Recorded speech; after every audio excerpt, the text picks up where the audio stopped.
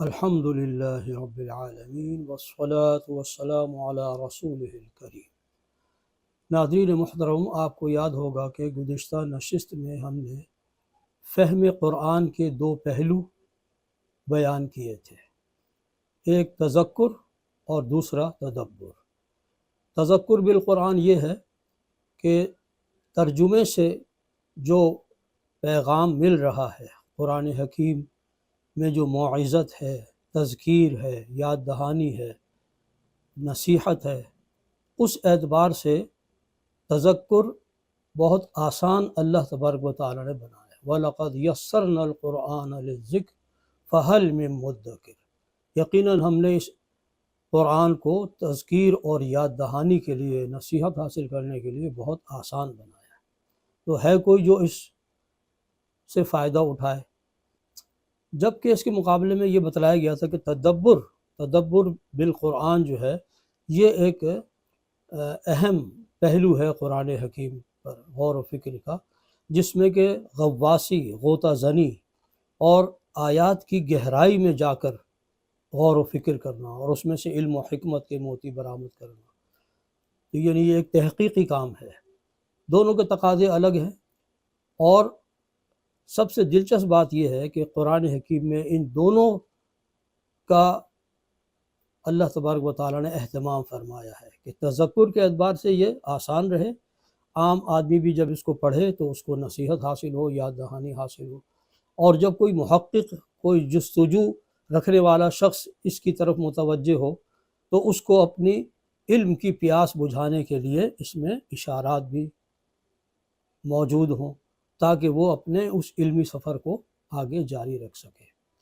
تو آج ہم اس نشست میں تذکر اور تدبر کی چند مثالیں آپ کے سامنے رکھیں گے، جس سے یہ بات اور زیادہ واضح ہو جائے۔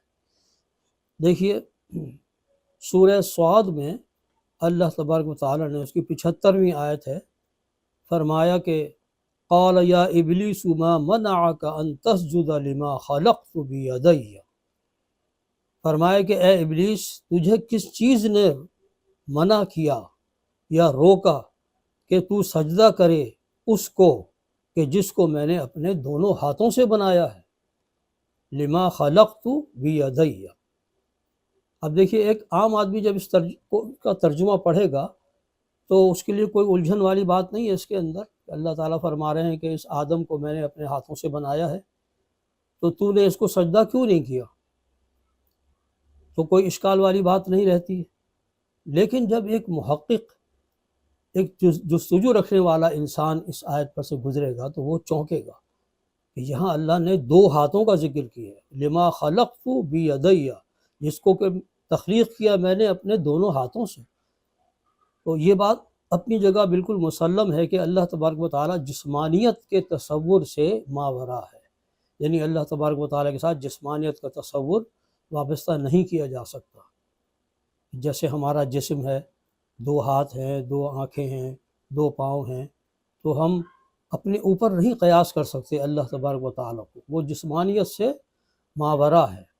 تو پھر اس آیت کا کیا مطلب ہے؟ دو ہاتھ کا جو ذکر کیا ہے، تو اب انہوں نے جب غور و فکر کیا، قرآن حکیم کی دیگر آیات کا جب مطالعہ کیا، تو پتہ چلا کہ یہاں ایک بہت زبردست اشارہ موجود ہے۔ وہ یہ ہے کہ یہاں مراد اللہ تبارک و تعالیٰ کے کوئی فزیکل دو ہاتھ مراد نہیں ہے، بلکہ اللہ تبارک و تعالیٰ کی تخلیق کی دو شانیں، تخلیق کے دو انداز کی طرف اشارہ ہے۔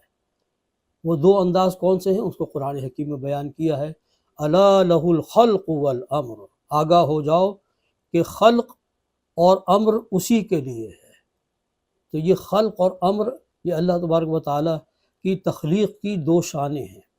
خلق جو ہے وہ کسی مادی شے سے شروع ہو کر، یعنی شروع میں ابتداً کوئی مادہ چاہے تھوڑی مقدار میں ہو وہ موجود ہونا ضروری ہے، اور پھر بتدریج اس کے اندر نشو و نما اور ڈیولپمنٹ ہو کر تکمیل تک اس کو پہنچانا ہے۔ یہ ہے خلق۔ اس میں وقت بھی صرف ہوتا ہے اور شروع میں مادے کی ضرورت بھی ہوتی ہے۔ جیسے بیج، اس کی بہترین مثال یہ ہے، بیج سے درخت کا بننا، یہ خلق کے راستے سے اللہ تبارک و تعالیٰ مکمل فرماتے ہیں۔ وہ بیج ہے، اس میں سے کونپل نکلے گی، پھر وہ آہستہ آہستہ ایک تناور درخت بنے گی، تو اس میں ٹائم بھی لگتا ہے، اور شروع میں اسٹارٹنگ پوائنٹ جو ہے اس کا وہ بیج ہے، اس کو کہتے ہیں خلق۔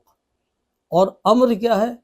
اللہ تبارک و تعالیٰ کی تخلیق کی وہ شان کہ جس میں نہ کسی مادے کی ضرورت ہے، نہ ٹائم کا گزرنا ہے، آنن فانن، اللہ تبارک و تعالیٰ کا جو فرمان ہے کن، بس وہ کار فرما ہوتا ہے، فیکون، اور وہ چیز ہو جاتی ہے۔ تو یہ جو کن فیکون کی شان کے ساتھ جو اللہ تعالیٰ کی تخلیق کا معاملہ ہے، یہ امر کہلاتا ہے۔ تو اللہ تعالیٰ نے فرمایا الا لہ الخلق والامر، آگاہ ہو جاؤ کہ خلق بھی اور امر بھی اسی کا ہے۔ تبارک اللہ رب العالمین، بہت بابرکت ہے وہ اللہ کہ جو تمام جہانوں کا پروردگار ہے۔ یہ سورہ اعراف کی 54ویں آیت ہے۔ تو لہٰذا انسان کی تخلیق میں چونکہ یہ دونوں چیزیں جمع ہیں، اس کا جو جسم ہے وہ خلق کے راستے سے ڈیولپ ہوا ہے، رحم مادر میں نطفہ ہوتا ہے، پھر وہ آہستہ آہستہ مختلف شکلیں تبدیل کر کے 9 ماہ میں جو ہے وہ ایک بچے کی شکل اختیار کرتا ہے۔ تو یہ تو خلق کے راستے سے اس کا قالب اور جسم بن رہا ہے، اور پھر جب اس میں روح پھونکی جاتی ہے اللہ تبارک و تعالیٰ کی طرف سے، تو وہ ایک جیتا جاگتا باشعور انسان بن جاتا ہے۔ تو روح جو ہے چونکہ وہ خلق کے راستے سے نہیں پیدا کی جاتی، روح تو اللہ تبارک و تعالیٰ کی طرف سے اس کے اندر پھونکی جاتی ہے، اور وہ امر کے ذیل میں شمار ہوتی ہے، جیسا کہ قرآن حکیم میں اشارہ بھی کیا گیا ہے۔ یسألونک عن الروح، یہ آپ سے روح کے بارے میں سوال کرتے ہیں، قل الروح من امر ربی، آپ ان سے کہہ دیجئے کہ یہ روح جو ہے یہ امر ربی سے متعلق ہے، یہ اللہ تعالیٰ کا امر ہے۔ وہ امر کون سا ہے؟ وہ کن فیکون والا امر ہے۔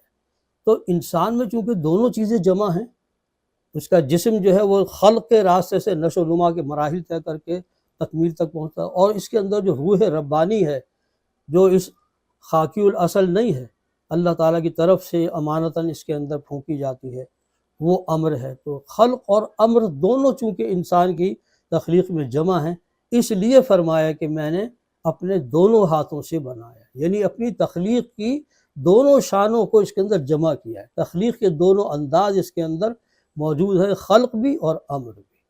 تو آپ دیکھیں کتنی گہری بات ہے، جو سمجھنے والے ہیں انہی کی سمجھ میں آ سکتی ہے، جو غور و فکر کرتے ہیں، ٹھیک ہے نا۔ باقی عوام الناس کے لیے اس کے اندر بہت سادہ پیغام ہے کہ اللہ تعالیٰ نے فرمایا کہ یہ آدم، اس کا یہ شرف ہے کہ میں نے اس کو اپنے دونوں ہاتھوں سے بنایا ہے، تو تو نے اس کو سجدہ کیوں نہیں کیا؟ یہ اللہ نے ان سے سوال، شیطان سے سوال کیا۔ اچھا، اسی طریقے سے یہ ایک مقام ہو گیا۔ دوسرا مقام جو ہے سورہ المومنون کی آیات 12 تا 14 کے اندر ایک اشارہ ہے کہ جس پر سے عام طور سے سرسری طور پہ گزر جاتے ہیں پڑھنے والے، لیکن اس کے اندر ایک بہت زبردست بات پوشیدہ ہے جو تدبر کرنے سے سامنے آتی ہے۔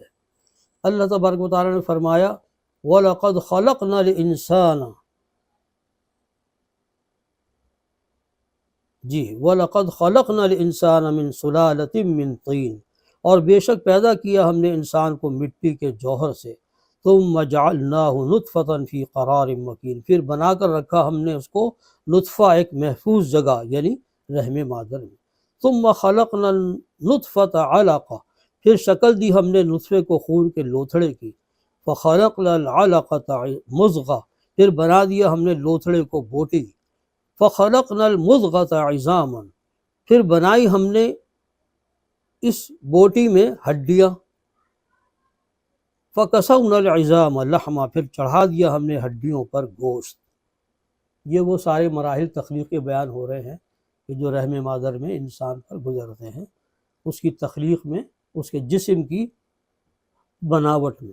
آگے فرمایا ثُمَّ أَنشَأْنَاهُ خَلْقًا آخَرَ، پھر ہم نے اس کو اٹھایا ایک دوسری ہی خلقت پر۔ یہ ہے وہ نقطہ۔ اب عام آدمی تو اس پر سے گزر جائے گا کہ پھر بنا کھڑا کیا ہم نے اس کو ایک دوسری مخلوق، یا ہم نے اس کو ایک نیا تخلیق کا انداز دیا، ٹھیک ہے، لیکن اس سے مراد کیا ہے؟ اس سے مراد یہ ہے کہ رحم مادر میں جب تخلیق کے مراحل انسان کے گزر رہے ہوتے ہیں تو 40 دن کی جب 3 مدتیں اس پر گزر جاتی ہیں تو پھر اس میں روح پھونکی جاتی ہے۔ تو یہ جو 40 دن کے 3 عرصے ہیں، ان کو حدیث مبارکہ میں واضح طور سے بیان کیا گیا، متفق علیہ روایت ہے۔ عبداللہ ابن مسعود رضی اللہ تعالیٰ عنہ فرماتے ہیں، اللہ کے نبی نے فرمایا کہ رحم مادر میں بچے پر جب 40 دن کے 3 ادوار گزر جاتے ہیں، اس کے بعد اس میں روح پھونکی جاتی ہے۔ اور واضح رہے کہ روح کے پھونکے جانے سے پہلے اس میں جان تو تھی، رحم مادر میں وہ بچہ جو نشو و نما پا رہا ہے، اس کا دل بھی دھڑک رہا ہے، اس میں خون بھی رواں دواں ہے، ایک جاندار ہستی ہے وہ، لیکن انسان ابھی نہیں بنا ہے وہ، جب تک کہ اس میں روح نہیں پھونکی جائے، اور وہ پھونکی جاتی ہے 40 دن کی 3 مدتوں کے بعد۔ اس کی طرف اشارہ ہے، ثم انشأناہ خلقا آخر، پھر ہم اس کو ایک نئی اٹھان کے اوپر آگے لے کر چلتے ہیں، اس تخلیق کو ایک نیا رنگ دیتے ہیں، یعنی اس کے اندر روح پھونک کر اس کو ایک باشعور جیتا جاگتا انسان بنا دیتے ہیں۔ تو یہ خلقا آخر جو ہے، اس کے اندر ایک راز پوشیدہ ہے، اور وہ یہی کہ در حقیقت نشو و نما کے مراحل گزرنے کے بعد اس کے اندر روح پھونکی جاتی ہے، اس کی طرف اشارہ ہے۔ تیسری مثال یہ ہے کہ کبھی کبھی تدبر قرآن کے ذیل میں آیات کے بین السطور بھی کچھ پڑھنا پڑتا ہے، بٹوین دا لائنز جو پیغام یا نتیجہ ہے اس کو بھی اخذ کرنا پڑتا ہے، وہ ترجمے میں نہیں لکھا ہوا ہوتا، بلکہ وہ غور و فکر کے نتیجے میں ان آیات کو جوڑنے سے جو ہے سامنے آتا ہے۔ جیسے سورہ رحمان کی ابتدائی 4 آیات، الرحمن علم القرآن خلق الانسان علمہ البیان۔ اب دیکھیے ان میں سے ہر آیت الگ الگ ہے، بظاہر ایسا لگ رہا ہے کہ ان کے اندر کوئی ربط نہیں ہے۔ الرحمن وہ رحمان ہے، علم القرآن اس نے قرآن سکھایا، خلق الانسان انسان کو تخلیق کیا، علمہ البیان اور اس کو قوت بیانیہ عطا فرمائی۔ لیکن اگر دیکھا جائے تدبر کے نقطہ نظر سے ان 4 آیات کو جوڑنے سے ایک بڑا زبردست نتیجہ نکلتا ہے، اور وہ کیا ہے کہ وہ رحمان جس نے اپنی رحمانیت کے صدقے قرآن جیسا علم انسان کو دیا، اور مخلوقات میں سے اشرف المخلوق اس انسان کو بنایا، اور اس کو بہترین صلاحیت قوت بیان کی دی، تو اگر یہ سوال کیا جائے کہ انسان کی بہترین صلاحیت کا بہترین استعمال کیا ہے، تو وہ یہ ہوگا کہ وہ قرآن حکیم کا بیان۔ اگر انسان اپنی اس قوت بیانیہ کو قرآن حکیم کی وضاحت اور قرآن حکیم کو بیان کرنے میں صرف کرے گا، تو یہ گویا کہ شرف انسانیت سے اس کے بالکل ہم آہنگ ہوگی وہ چیز۔ یعنی یہ ایک پیغام ہے جو اس میں چھپا ہوا ہے، جو لکھا ہوا نہیں ہے، لیکن 4 آیات کو اگر جوڑا جائے تو ان سے نتیجہ یہ نکل رہا ہے، جس کو نبی کریم صلی اللہ علیہ وسلم نے ایک حدیث کی شکل میں بیان فرمایا، خیرکم من تعلم القرآن وعلم، تم میں سے بہترین لوگ وہ ہیں جو قرآن کو سیکھیں اور سکھائیں۔ تو جو پیغام اللہ کے نبی نے دیا صلی اللہ علیہ وسلم، وہ ان 4 آیات کو جوڑنے سے وہ نتیجہ بھی یہاں سے برآمد ہو رہا ہے۔ تو گویا کہ تدبر کے نتیجے میں کبھی کبھی بٹوین دا لائنز بھی کوئی چیز تلاش کرنی پڑتی ہے، وہ ترجمے میں نہیں ہوتی ہے، لیکن آپ آیات کو جب جوڑتے ہیں تو اس میں سے ایک نتیجہ برآمد ہوتا ہے۔ اس طریقے سے گویا تذکر اور تدبر کو اگر ہم ساتھ لے کر چلیں کہ قرآن حکیم پر ہم بطور تذکر بھی غور کریں، اس کو پڑھیں، اس سے نصیحت حاصل کریں، اور تدبر قرآن کے ذیل میں ہم غور و فکر کریں، غوطہ زنی کریں، اور اس کے اصل معنوں تک پہنچنے کی کوشش کریں۔ اللہ تبارک و تعالی ہمیں ان دونوں انداز کو اختیار کرنے کی توفیق عطا فرمائے۔ وآخر